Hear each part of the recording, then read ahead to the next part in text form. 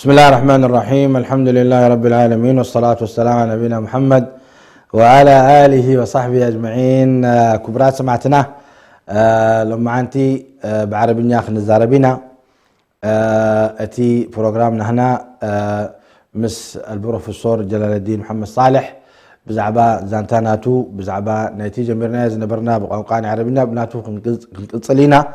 سلازي سمعتنا لما أنتي إغريتان بلكم كاب تجرينيا ناب عربية خنزاربينا إن شاء الله. نجزع على صوت تجرينيا أساسا شيخنا شيخ جلال بل كاب عربي وتفهم كيلو وتسيقوب لك نحن حميرينينا زي وين لما عنتي خنزاربينا بزعبنا إن شاء الله تعالى. مشاهدي الأكارم، سلام الله عليكم ورحمة الله وبركاته. سنواصل مسيرة الدكتور جلال الدين محمد صالح.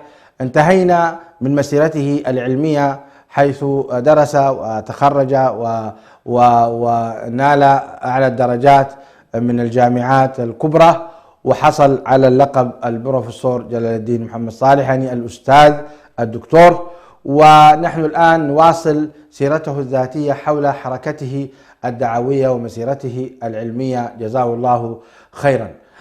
آخر ما تحدثنا عنه هو أنه أعطانا موجز عن الرابطة الإسلامية التي أسسها آباؤنا وأجدادنا لما كان هناك تقرير المصير أو ما يسمونه بحق المصير أو اختيار يعني الاستقلال أو أن ننضم إلى أثيوبيا. باسمكم جميعا نرحب بفضيلة البروف. مرحبا بك دكتور جلال. وعليكم السلام ورحمة الله تعالى وبركاته. هذا البرنامج شيق والناس تتابع أخبار أسئلتكم العطرة ويعني علمكم ودعواتكم المباركة.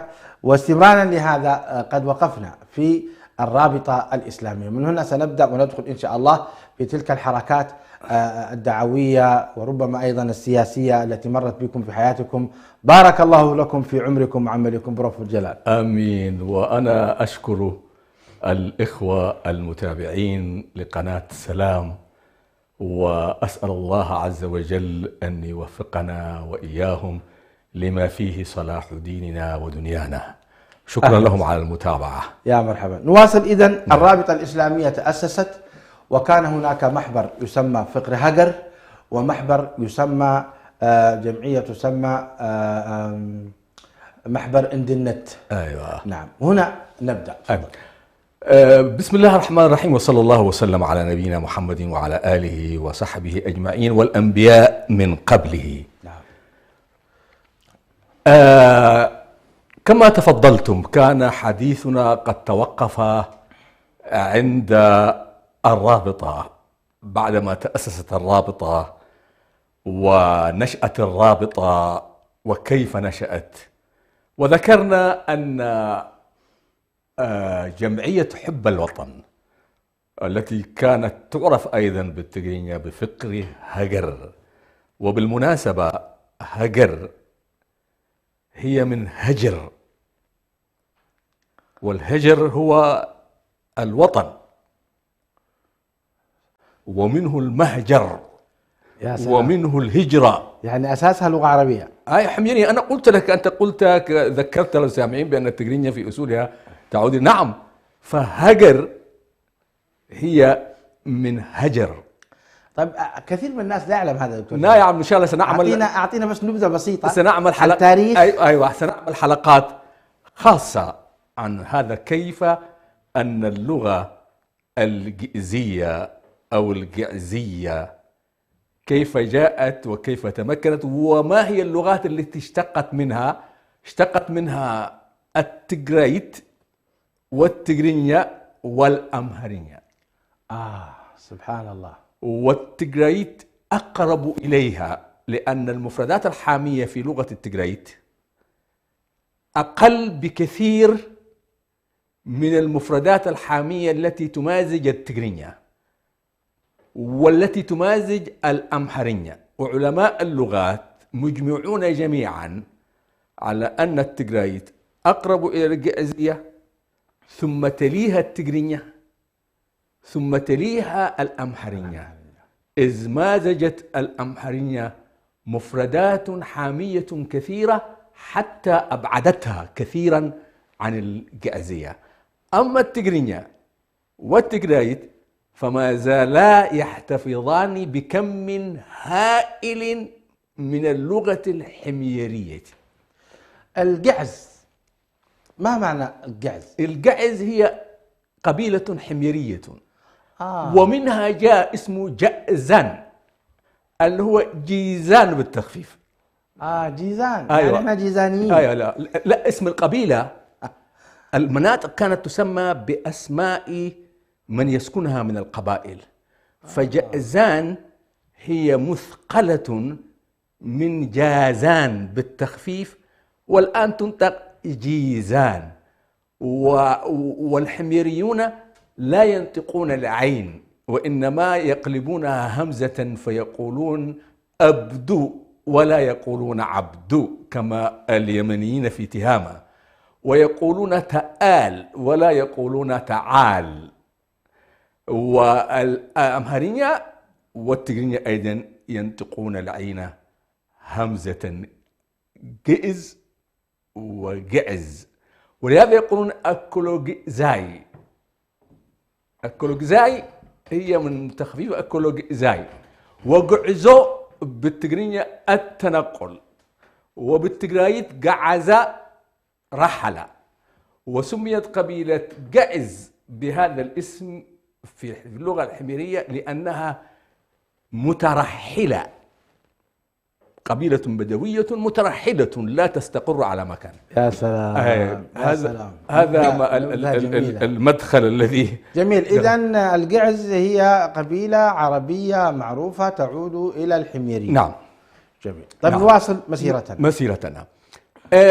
تأسس فقر هجر، وكما قلت لك وقلت للسامعين من قبل أن الإمبراطور وعملاءه تمكنوا من اختراق هذا التجمع، وأوجدوا منه وفي داخله جناح ينادي بالانضمام إلى إثيوبيا، فانشق التجمع اللي هو فقر هجر. وبعد ذلك تأسست الرابطة الإسلامية، حزب الرابطة الإسلامية في كرن. وضمت إريتريا، هذا تكلمنا فيه في الحلقات السابقة. لما ضمت إريتريا سنة 1952 باتحاد فيدرالي، ونحن تحدثنا ما معنى الفيدرالية، الإمبراطور خان حتى الاتحاد الفيدرالي. عجبا. وأنزل العلم الإريتري بقرار مغشوش ومزور من البرلمان الإريتري، يعني نسبه إلى البرلمان الإريتري، أو أن البرلمان الإريتري عمل اجتماع سوري وقرر ضم إريتريا نهائيا إلى إثيوبيا. الإريتريون كان ذلك عام كم؟ هذا كان تقريبا، أنا الآن لا يحضر، لكن كان في 1960 تقريبا يعني، أو 62 أو كذا، لأن الثورة 61. أيوة 61 يعني، أيوة 60 تقريبا يعني. فالإريتريون رفضوا هذا، وكما قلت لك الرابطة أو الكتلة الاستقلالية التي كانت تضم المسلمين والمسيحيين الذين يؤمنون باستقلال إريتريا رفضوا هذا القرار وقاوموه، وبدأوا يعملون في نشاط سياسي مضاد لهذا، فتأسست حركة سياسية اسمها حركة تحرير إريتريا. حركة تحرير إريتريا. حركة تحرير إريتريا هي التي كانت تعتمد العمل السري، مشكل كل مجموعة من 7 أفراد. هي اللي تسمى محبر شوعتي. محبر شوعتي. يعني كل خلية تتكون من 7 أشخاص يعملون سرا لا علاقة لهم بخلية أخرى تشابههم، فلا تعلم هذه الخلية عن هذه الخلية. وهذا أسلوب في العمل السياسي أخذته حركة تحرير إريتريا من الحزب الشيوعي السوداني، فهي المؤسسون لها الذي أسسها محمد سعيد ناود رحمة الله عليه. محمد سعيد ناود كان عضوا في هذا الحزب، في الحزب الشيوعي السوداني، وأخذ منه هذه التجربة في العمل السياسي في داخل إريتريا.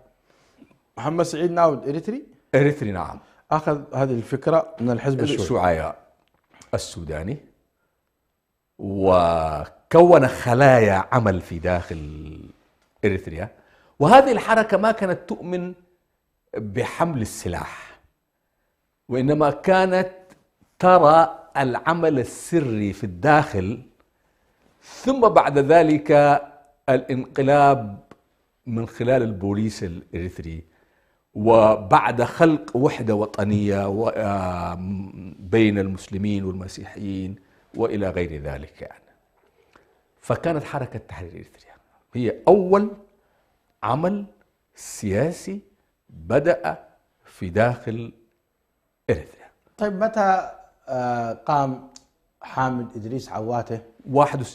1961. وما علاقته بمحبر شوعته؟ لا، ما له علاقة. بعدين ستأتي تأسيس جبهة تحرير إريتريا. جميل، إذن أكمل. أيوة. فحركة تحرير إريتريا لا تؤمن بحمل السلاح، ما كانت تؤمن بالعمل العسكري، العمل الكفاحي المسلح، لكن كانت تؤمن بضرورة استقلال إريتريا عن إثيوبيا من خلال عمل سري في دوائر ضيقة داخل إريتريا، يمتد يرتقي حتى يصل إلى الجيش ويصل إلى القيادة العليا، ويكون انقلاب ضد هيلا سلاسي. وهذا تكتيك الشيوعيين، يؤمنون بالانقلاب الثوري. جميل.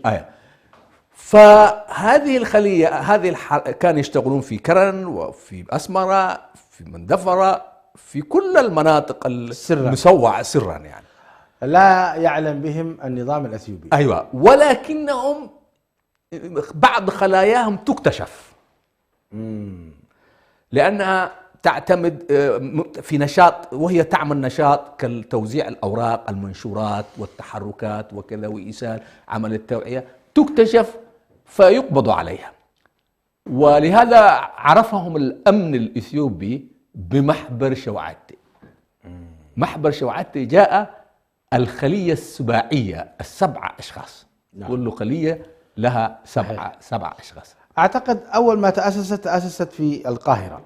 لا، التي تأسست في القاهرة جبهة تحرير إريتريا. حركة تحرير إريتريا مثل ما قلت لك، الذي أسسها هو محمد سعيد ناود. أيوة. وكان عضوا في الحزب الشيوعي السوداني، لأنه كان في بورسودان، يعمل في بورسودان، وهو من أبناء الساحل الشمالي. فأخذ التجربة الشيوعية، تجربة الحزب الشيوعي السوداني في التنظيم، ونقلها إلى إريتريا. جميل. وكون خلايا تعمل في الداخل. جميل. وكما قلت لك أن بعض الخلايا كانت تكتشف يتم القضاء عليهم. يقبض عليهم، لا، يعذبون ويضطهدون في السجون وكذا، ولكنهم لا يعرفون عن الخلية الثانية، فما يستطيعون. وكان من أبرز قياداتهم في داخل المدن صالح إياي. صالح إياي من أبناء كرن. هو الآن توفي رحمة الله عليه.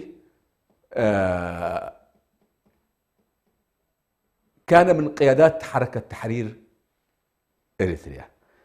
وحمد سعيد ناود وآخرون كثيرون جدا في المدن الإريتريا كم استمرت هذه الخلية؟ وكتب كتاب محمد سعيد ناود، كتب كتابا عن حركة تحرير إريتريا، تاريخها، وذكر فيه الأسماء اللي كانت منتظمة بهذه الحركة في أسمرة وفي كرن وفي مسوع وفي تسني وفي أغردات.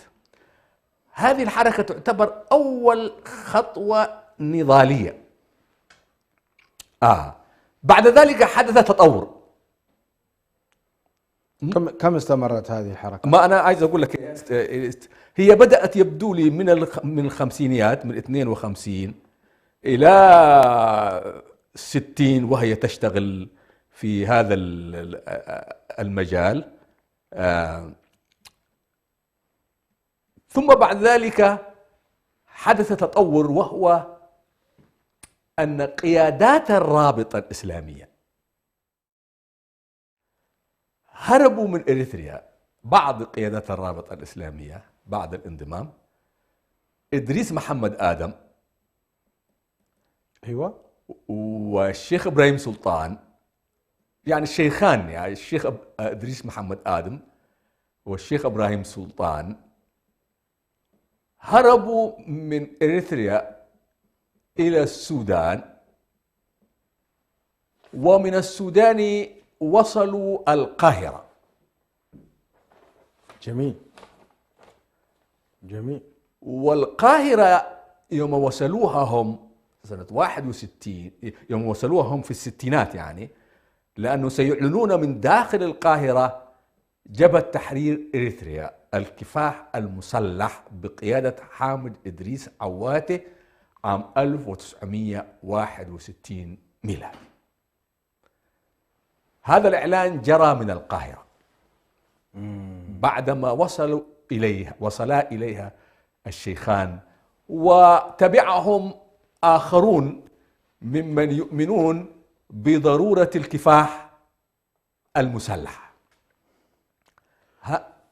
واختلفوا مع إخوانهم في حركة تحرير إريتريا بقيادة محمد سعيد ناود. أيوة.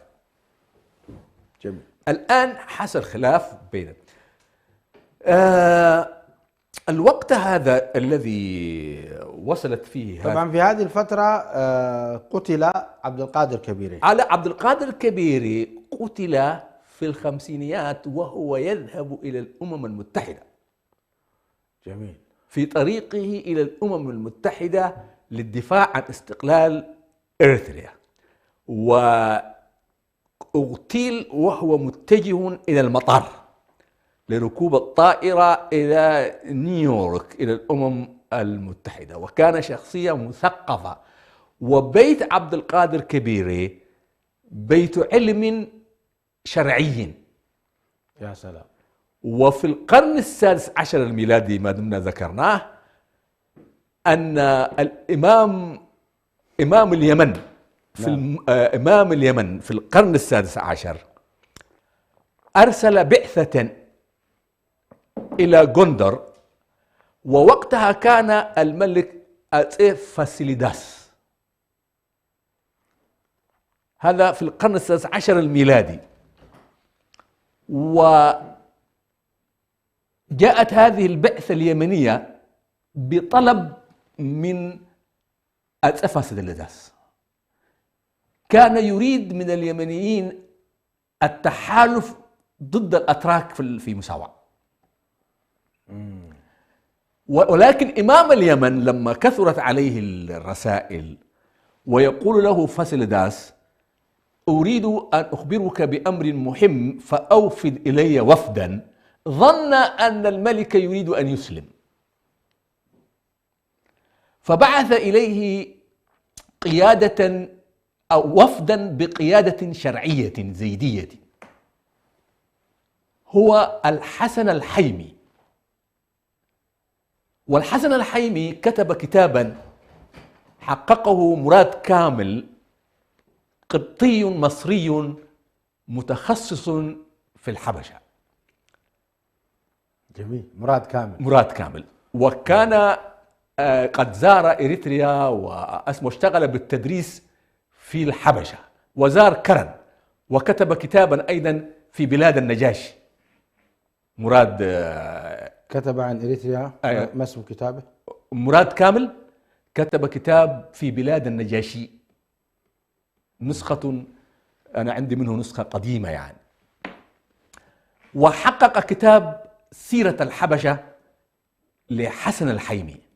وحسن الحيمي عالم زيدي يمني رأس البعثة التي أوفد بها إمام اليمن وقتها إلى فاسلداس، واتجهت من الحديدة إلى عصب، ومن عصب اتجهت إلى جندر. وكان وقتها السفر بالبغال والخيول، واستمرت المسيرة كما يذكر حسن الحيمي قرابة شهر ونيف. لأنه بعيد جدا من عصب إلى إلى جندر. وكان الطريق فيه قطاع طرق ولكن معهم سلاح وإلى غير ذلك، إلى أن وصلوا أندرتا. وفي أندرتا قابلوا عائلة كبيري. أندرتا أين تقع؟ أندرتا في الحدود الإريترية الإثيوبية. وقابلوا عائلة كبيري، وكانوا يحملون هدية من إمام اليمن إلى هذه العائلة. نعم. مما يدلك على أنها عائلة ذات صيت ومقام رفيع، معلومة ومعروفة عند الحكام أهل اليمن. وقد أهدى إليهم إمام اليمن بهدية، ويقول الحسن الحيمي: وقد حملنا معنا هدية الإمام إلى عائلة كبيري، وقابلنا محمد صالح كبيري. يذكر أسماءهم ويقول هم شافعيو المذهب، واستقبلونا استقبال، ويتحدث عن ما استقبل به من حفاوة من هذه العائلة الكريمة.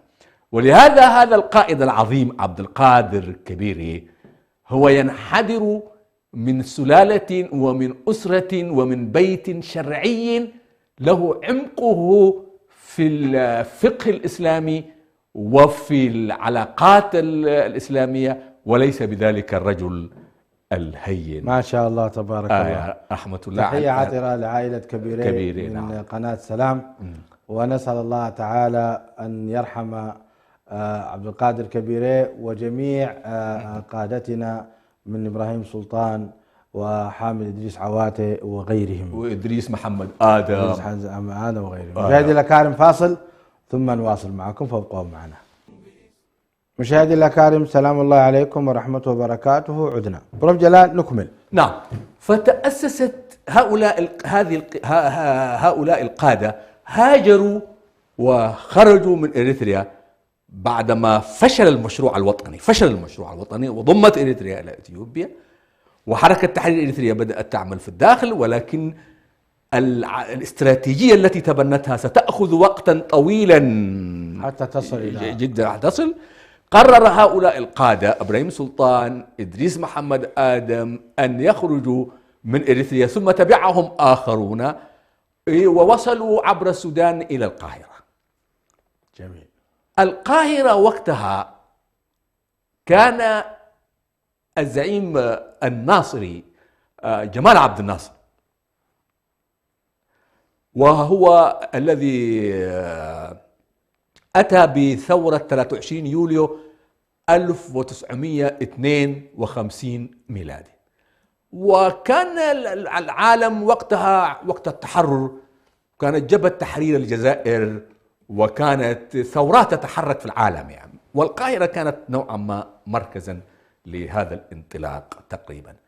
هنا في القاهرة اجتمع هؤلاء القادة وقرروا إعلان جبهة تحرير إريتريا، الكفاح المسلح ببندقية واحدة تعلن.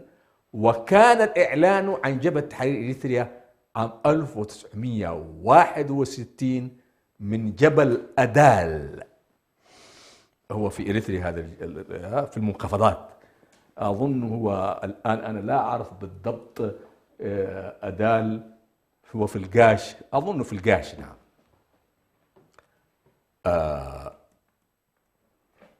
أعلنت جبهة تحرير إريتريا بقيادة حامد إدريس عواتي. نحتاج نبذة مختصرة عن حامد إدريس عواتي إذا كان يحضركم عن سيرته. حامد إدريس عواتي هو أحد أبناء قبائل البجا. جميل. وكان شخصية ثائرة عند أهله أيضا، يحمي مجتمعه من أولئك المغيرين الذين يغيرون بين لحظة وأخرى وينهبون الثروة الحيوانية، بالذات من الأكسوميين من أكسوم ومن التجراي والمرتفع. كانت هنالك ما يسمونه الشفتا، وكان الناس يحمي كل مجموعة تحمي نفسها. هو كان من هؤلاء الذين يحمون ويتصدون لقطاع الطرق، فكانت عنده خبرة بالعمل العسكري وبالدروب العمل القتالي، إلى أنه كانت له بعض الإمكانات الثقافية، ويقولون يجيد الإيطالية، كان يجيد الإيطالية. والقيادات التي في القاهرة، القيادات السياسية التي في القاهرة اتصلت به نتيجة لمؤهله وكفاءته في العمل العسكري وشجاعته أيضا، أو شجاعته ولخبرته التي يتمتع بها. واتفقوا معه على أن يعلن الكفاح المسلح عام 1961. فأعلن الكفاح المسلح، وانضمت إليه مجموعات كانت في الجيش السوداني، في الأرطة السودانية. كان وقتها الإنجليز كونوا نواة للجيش السوداني. هذه الأرطة الشرقية يسمونها الأرطة الشرقية، هي كانت نواة الجيش السوداني.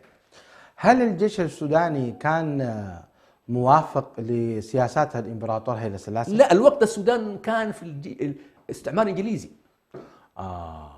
السودان لم يكن موجودا كسودان مستقل. نعم. كان الإنجليز موجودين هناك. جميل. وهؤلاء الذين انضموا إلى حامد عواتي عملوا في الجيش السوداني تحت القيادة البريطانية. جميل. فانضموا طواعية، فانسحبوا من الجيش السوداني وانضموا إلى حامد إدريس. من كان قائد جبهة تحرير إريتريا؟ عمليا حامد إدريس عواتي، العمل العسكري. العمل العسكري حامد إدريس عواتي. والعمل السياسي؟ العمل السياسي كان إدريس محمد آدم، إبراهيم سلطان، وانضم إليهم بعد ذلك آخرون في القاهرة، ولحق بهم عثمان صالح سبع مؤخرا. جميل. فهنا حصلت مشكلة، وهي تصادم بين حركة تحرير إريتريا التي ما كانت تؤمن بالعمل العسكري الذي رأسها محمد سعيد ناود، وجبهة تحرير إريتريا بقيادة حامد إدريس عواتي التي تؤمن بعمل عسكري.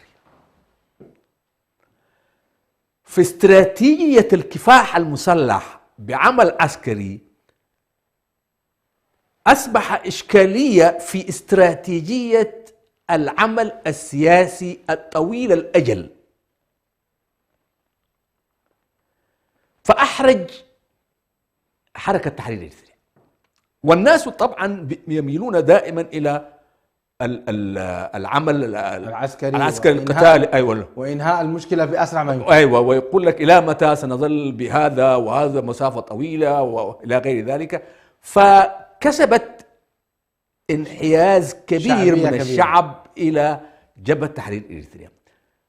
هذا حرف حركة تحرير إريتريا من استراتيجيتها السلمية، واضطرت أن تركب استراتيجية فرضها عليها الواقع أو التطور. طيب هنا دكتور جلال، هل نعتبر الآن بخروج حركة جبهة التحرير الإريترية، هل نعتبر أن الرابطة الإسلامية حلت؟ خلاص رابطة انتهت. الرابطة انتهت. أيوة، المرحلة الآن أصبحت رابطة، لأنه الرابطة أصلا حزب سياسي وليس حركة قتالية. لكن تطور منها. الرابطة حزب سياسي إسلامي. أيوة يمثل المسلمين. اسمه حزب الرابطة الإسلامية، هكذا اسمه، حزب الرابطة الإسلامية. فهو حزب إسلامي لكنه لم يطرح مشروعا إسلاميا، وهم تأثروا بهذا الاسم من اسم حزب الرابطة الإسلامية في الهند الذي أسسه محمد علي جناح. جميل، لكن ما الذي جعلهم يعني يحلون؟ لماذا لم تكن الرابطة الإسلامية باقية وتعتبر جبهة التحرير الإريترية رافد من روافدها؟ لا طبعا الآن كل مرحلة لها تحولاتها. فحزب الرابطة الإسلامية لوائحه وتنظيماته لم تنص على كفاح المسلح. كان حزبا سياسيا ينادي باستقلال إريتريا كما أوجدها المستعمر الإيطالي، غير موصولة بالسودان انضماما ولا بإثيوبيا انضماما، وإنما دولة مستقلة. هذا المشروع الذي نادت به حزب الرابطة الإسلامية فشل. أيوة، لأنه إريتريا فشله هيلة سلاسة وحزب الأندنت باختراق الحزب. أيوة، حزب الأندنت والكنيسة الأرثوذكسية في إريتريا. هذه حقيقة تاريخية يجب أن يعلمها الجميع، لا نستطيع أن نخفي. هذه الكنيسة كما حدثتك من قبل هي التي أصدرت قرارا بحرمان كل من لم يؤيد انضمام إريتريا إلى إثيوبيا من رحمة الله في الأرض. أعوذ بالله. أعوذ بالله. فأرهبت النصارى فأيدوا أيدوا انضمام إلى إثيوبيا. وهكذا ضرب مشروع الرابطة الإسلامية وفشل. ثم إبراهيم سلطان وإدريس محمد آدم الذين وهؤلاء كانوا في البرلمان الإريتري. جميل. وكونوا رحلوا إلى القاهرة. وكونوا جبهة تحرير إريتريا عام 1961 بالتنسيق مع حامد إدريس عواتي. فهذه الآن تعتبر يعني جهة حركة سياسية قتالية مستقلة جديدة لا علاقة لها بالرابطة الإسلامية. جميل، أكمل. اسم جبهة تحرير إريتريا جاء من التأثر باسم جبهة تحرير الجزائر. كما أن الرابطة الإسلامية جاء متأثرا باسم حزب الرابطة الإسلامية في الهند التي أسسها محمد علي جناح والتي أنتجت باكستان بالانفصال عن الهند. وبالمناسبة محمد علي جناح شيعي إسماعيلي. عجبا. وهو الذي وفعل ذلك بالتنسيق مع البريطانيين. والبريطانيون يخططون لفصل المسلمين عن الهند وتمزيق الكيان المسلم بحيث تبقى أقلية في الهند، ثم يعملون إلى تقسيم الذي انقسم على الهند. تقسيم باكستان. أيوة، فانقسمت باكستان إلى قسمين، باكستان الشرقية وباكستان الغربية، فخرجت منها بنغلاديش. فتأسست جبهة تحرير إريتريا عام 1961 من القاهرة. هذا الذي حدث بالنسبة لتطور الثورة الإريترية. جميل. كانوا يحفظوننا نحن صغار أنشودة جبهة التحرير قلناها من بدري. أيوة. جبهة التحرير قلناها من بدري. أيوة. يعني هي أم الكفاح الإريتري المسلح. جميل. طيب، لكن هنا حدثت أزمة. أي. وهذه الأزمة هي أنه حصل تصادم بين جبهة تحرير إريتريا وحركة تحرير إريتريا. محمود بيش يتابعنا عبر فيسبوك يقول: من هو أول شهيد في الرابطة؟ أول شهيد في الرابطة عبد القادر الصالح الكبيري. هو عبد القادر الكبيري. أيوة. ولكن أيضا قبله لا أدري هل من القيادات البارزة عبد القادر صالح كبيري أول شهيد. ولكن أيضا في كرن استشهد شاب في مظاهرة لشباب الرابطة. الله رحمه الله. ما اسمه؟ من آل حسب الله، أنا لا تحضرني اسمه، ولكني كتبت اسمه في كتابي في كرن. عندما كتبت كتاب عن كرن وتحدثت عن تأسيس الرابطة وكيف تأسست والشخص الذي استشهد، ولعل إن شاء الله نأتي بعد ذلك بالصور وهم يدفنون أهل كرن هذا الشهيد. شكرا أستاذ محمود غبيش على المتابعة والسؤال. طيب نكمل دكتور جلال. أيوة. ثم ماذا؟ فهنا حدثت أزمة، إنه لما حركة تحرير إريتريا تحرجت واضطرت أن تخرج مجموعة للعمل القتالي لأنها تريد أن تكسب الناس. هذه اللي بقيادة محمد سعيد ناود. يعني أرادت أن تغير سياستها الآن. هي ما غيرتها اقتناعا، ولكنها أدقت عليها، وأنكم لا تؤمنون بالكفاح، وأنكم لا تقاتلون، وأنكم فقط تتكلمون، وأنكم تجتمعون، وأنكم أرادوا أن يتفاعلوا مع هذا التطور، فأخرجوا مجموعة قتالية إلى الميدان. هنا أصدرت جبهة تحرير إريتريا قرارا خطيرا وخاطئا، ومنه بدأت المشكلة أيضا، إن الساحة لا تتحمل أكثر من تنظيم،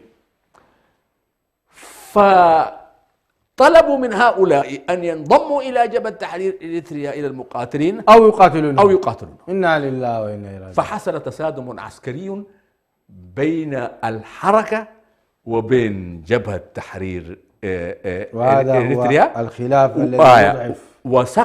وسقط عدد من المناضلين من الطرفين في هذه المسألة، وتلاشت حركة. هل تذكر لنا أول معركة حصلت بينهم؟ ما اسمها هذه المعركة؟ ما أدري في أي مكان، لكن حدثت معركة معهم يعني. نعم. وهنا حركة. طبعا هنا من كلا الطرفين يوجد مسلمين. نعم. ويوجد نصارى أيضا. نعم. والله المستعان. فهنا بدأت حركة تحرير إريتريا تتلاشى، وكانت جبهة التحرير أقوى. يعني هزمت حركة تحرير إريتريا. يعني حركة تحرير إريتريا يعني لا أستطيع أن أقول هزمت، ولكن استراتيجيتها ضربت وضعفت. جميل. ثم تحللت وتطورت إلى كيان آخر، خلاص دخلت هي نفسها على شكل أفراد وعلى شكل مجموعات إلى جبهة تحرير إريتريا. ثم تطورت جبهة تحرير إريتريا نفسها عندما انقسمت إلى جناح قوات التحرير الشعبية وجبهة تحرير إريتريا. وقوات التحرير الشعبية كانت بقيادة عثمان صالح سبه، وجبهة تحرير إريتريا كانت بقيادة ما يسمونه القيادة العامة. دقيقة يا دكتور، لا تشتت ذهننا. نحن الآن كنا معك مع جبهة التحرير إريتريا ضد حركة تحرير إريتريا، وحصل بينهم قتال وضعفت حركة تحرير إريتريا. تمام. وبقيت جبهة التحرير. أيوة. حركة تحرير إريتريا ضعفت، وأفراد منها أو مجموعات منها انضموا لجبهة التحرير إلى جبهة. تمام. الآن الساحة أصبح تنظيم واحد، جبهة التحرير الإريتريا هو الموجود في الميدان. عسكريا. وموجود في داخل إريتريا سريا. ايوه جميل. ايوه. طيب بعد كده مشت فترة، هذا التنظيم اللي هو جبهة تحرير إريتريا والذي بقي وحيدا في الساحة الإريترية، والذي الإريتريون يعملون من خلاله في داخل البلاد وخارجها، شهد انقساما. متى كان هذا يا شيخنا؟ عام كم؟ التاريخ بالضبط لا. كم بقيت جبهة التحرير يعني في إريتريا؟ الستينات، في أواخر الستينات تقريبا. يعني أنا الآن لا أحضر لأن ليس معي مستندات. جميل جميل جميل جميل عشان نحدد اليوم. طيب، لكن حصل بينهم انقسام، ما سبب الانقسام؟ خلاف سياسي تدخل فيه شتى الأسباب، جهوية. لا حول ولا قوة إلا بالله. جهوية، الخلاف دمرنا. أيوة، وطموحات أشخاص وتطلعاتهم إلى السلطة وإلى غير ذلك، وحزازيات أفراد تتطور كلها وتتعفن. هو جرح، الجرح إذا تعفن تساقطت عليه كل العفانات والجراثيم إلى أن يسقط الجسم كله. طيب الآن يعني جبهة التحرير كانت بقيادة آدم إدريس، إدريس محمد آدم، إدريس محمد آدم، الشيخ إدريس محمد آدم، الشيخ محمد آدم، أو يسمونها القيادة العامة. جميل. كان بقيادة القيادة العامة، وانفصل عنهم عثمان صالح سبة بحزب ماذا اسمه؟ قوات التحرير الشعبية. قوات التحرير الشعبية. وإنا لله وإنا إليه راجعون. أصبح الآن تنظيمان في الساحة. أيوة. قوات التحرير الشعبية تأسست بقيادة عثمان صالح سبة ومجموعات من أبناء منطقته في حرقيقو، ومجموعة من أبناء الساحل، ومجموعة من أبناء القاش وبركة. عثمان صالح سبة رحمه الله قائد إريتري. أيوة. سنتحدث عنه في الحلقة القادمة نبذة مبسطة. نعم. لا يفوتنا مثل هذه القيادات الإريترية الكبرى. أيوة. دون أن نتحدث. أيوة. نعم. وعثمان اختلف مع القيادة الكبرى. أي مع قيادة جبهة التحرير الإريترية اللي يسمونها القيادة العامة. القيادة العامة. جميل. وانقسم وتأسست قوات التحرير الشعبي. إنا لله وإنا إليه راجعون. الخلاف شر. أيوة. لما تأسست قوات التحرير الشعبية عقد مؤتمر. ما كان هناك جهة تصلح بينهم؟ ألم تكن هناك مساعي؟ لا. أين الدول العربية؟ أين دول الجوار؟ لا، الدول العربية إن لم تزد الوضع اشتعالا لا تصلحه، لأن الدول العربية نفسها تقودها أحزاب متسارعة، أحزاب متسارعة بالسين إلى السلطة ومتصارعة بالصاد فيما بينها يعني. تقود. فهنالك كان الحزب الشيوعي السوداني، وهنالك كان حزب البعث العراقي، وحزب البعث السوري، والحركة الشيوعية في ذلك الوقت متنامية في المنطقة، وكل منهم له مصلحة في والمنطقة كلها فيها صراع يعني.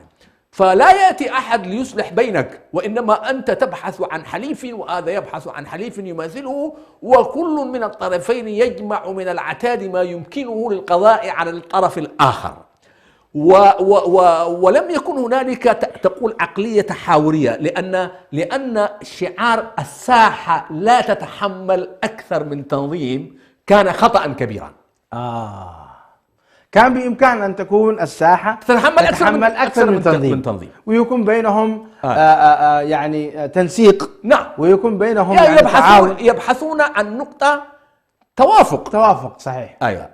ولكن لا تنسى العمر، أنهم كانوا شباب، وشاب دائما متهور، وكانوا ثوريين معهم السلاح، وكانت الألقاب وقتها ألقاب بالاتهام بالرجعية والتخلف والانشقاق والانقسامين. المهم حدث قرار من جبهة تحرير إريتريا بتصفية قوات التحرير الشعبية. فقامت حرب أهلية بين الطرفين. الوقت هذاك أيضا انقسم إسياس أفورقي. انقسم، كان مع من؟ إسياس أفورقي كون مجموعة، هو تقريبا، أنا مشكلتي في التواريخ يعني التحق في الستينات 64 أو 66. مع من؟ جاء إلى جبهة تحرير إريتريا. جميل. وابتعثته جبهة تحرير إريتريا القيادة العامة إلى بكين، إلى الصين. جميل. لماذا؟ ككادر سياسي يتدرب هو ومجموعة منهم رمضان محمد نور وإسياس أفورقي، وأذكر منهم أحمد سكرتير أو مناضل آخر اسمه شكيني من أولاد كرن. بعثتهم جبهة التحرير إلى بكين، وبكين وقتها شيوعية. جبهة التحرير ممن كانت تدعم؟ تدعم من التيارات. في البداية دعموها الإسلاميين، وتكلم عنها عن النضال الإريتري الإخوان المسلمون في سوريا. الشيخ مصطفى السباعي في مجلة التحضر أو التمدن الإسلامي، الحضارة الإسلامية، مجلة الحضارة الإسلامية. جميل. تحدث عن جبهة تحرير إريتريا. وأول دعم لجبهة تحرير إريتريا جاء من الكويت، من أبو بدر المطوع الذي أسس جمعية الإصلاح الاجتماعي، وأنا قابلته في ميونخ في المطار. جزاه الله خير. في زيورخ. نحييه من هذا. توفي رحمة الله عليه. ولكن نحيي أهله والحركة الإسلامية في الكويت، وقد وقفوا مع النضال الإريترياني. وأيضا كان أنهم اتصلوا بالإخوان المسلمين في القاهرة وطلبوا منهم العون. وعندما تطلع على كتاباتهم الأولى ترى فيها الجانب الإسلامي. جبهة التحرير جاية سبحان الله في كتاباتهم الأولى يعني. هل كانوا يفعلون ذلك سياسة من أجل كسب الإسلاميين والحصول على معونات واستعطاف الناس، أم كانوا يفعلونه إيمانا؟ لا أدري. ولا إسياس أفورقي بعث إلى بكين مع المجموعة، وثم بعد العودة إلى بكين هو أيضا انشق. طيب حدثنا عن أخلاق المقاتلين في جبهة التحرير من حيث صلاتهم. لا، هذا سنأتي إليه. خلينا نأتي الآن نحن في مرحلة التأسيس، لأنك أنت ذكرت الآن لا تدري هل هم فعلوا ذلك اعتقادا منهم بأن هذه أمر أو هو سياسة. أيوة، أنا كنت أريد أن أعرف الساحة الميدانية. أنا أتكلم في القيادات. في داخل جبهة التحرير الإريتريا كانوا أناس يصلون. وكانوا الصلاة لم تكن محظورة كما هي الآن في لم تكن محظورة، ولم كانوا يصلون. وما كان يفعل الفساد الأخلاقي أو الخمور أو التحلل أو في بداية الأمر ما كان هذا الشيء. كانت قيمة المجتمع. طيب، قلت لي ذهب وفد إلى الصين. أيوة، بكين من ضمنهم أسياس أفورقي. طيب، أسياس أفورقي متى انشق عن جبهة التحرير؟ أيوة، انشق في هذه الفترة اللي هي فترة نهاية الستينات. وأنا التواريخ زي ما قلت لك يعني. طيب، جميل. انشق وانضم مع من؟ لا، هو كون كيانا خاصا به. غير كيان عثمان صالح سبع. أيوة. كيانا ثالثا. أيوة. انشق عن جبهة التحرير الإريترية. أيوة. وكون كيانا ثالثا ميدانيا. أيوة. بمسمى سلفنات تنظيم الحرية. وكتب وثيقته المعروفة الشهيرة: نحن على منان، نحن وأهدافنا. وفي هذه الوثيقة اتهم قيادة جبهة تحرير إريتريا بالانتماء الإسلامي، وتكوين علاقات مع ناس يدعون إلى تحكيم الشريعة الإسلامية، واتهمها بفرض اللغة العربية، وأعلن في هذا الوثيقة أن اللغة العربية لا علاقة لها بإريتريا. وهو الذي ذكر نحن لغاتنا تجري وتجرينيا وبلين وليس لنا علاقة باللغة العربية، وأن قيادة جبهة تحرير إريتريا عندما تقول الشعب الإريتري شعب عربي أنها تكذب على الناس، واتهمها بأنها تضطهد المسيحيين من أبناء المرتفعات. اتهم الجبهة الشعبية، جبهة تحرير. أيوة نعم. وكون هذا التنظيم سلف نازل. مشاهدي الأكارم، سنقف هنا، ومع الأسف هذه الخلافات التي أوصلتنا إلى هذه المرحلة التي نحن باقين فيها حتى الآن. نواصل معكم إن شاء الله. كان حزب الرابطة وفشلت، ثم تحرير حركة إريتريا وفشلت، ثم جبهة التحرير إريتريا وخرج منها تنظيمان. ما الذي حدث بعد هذا؟ نواصل معكم في الحلقة القادمة يوم الخميس إن شاء الله. ابقوا معنا، تابعونا. جزاكم الله خير. السلام عليكم ورحمة الله وبركاته. كما لا يفوتني أشكر فضيلة الشيخ الأستاذ الدكتور جلال الدين محمد صالح على هذا البيان، ثم سنتطرق حتى نصل إلى جميع التنظيمات التي خرجت في إريتريا. السلام عليكم ورحمة الله وبركاته. هذا أخوكم برهان يحييكم وإلى اللقاء. وعليكم السلام ورحمة الله تعالى وبركاته. هذا أخوكم الدكتور جلال الدين محمد صالح يحييكم أيضا من قناة سلام، وإلى اللقاء في حلقة قادمة بإذن الله. بارك الله.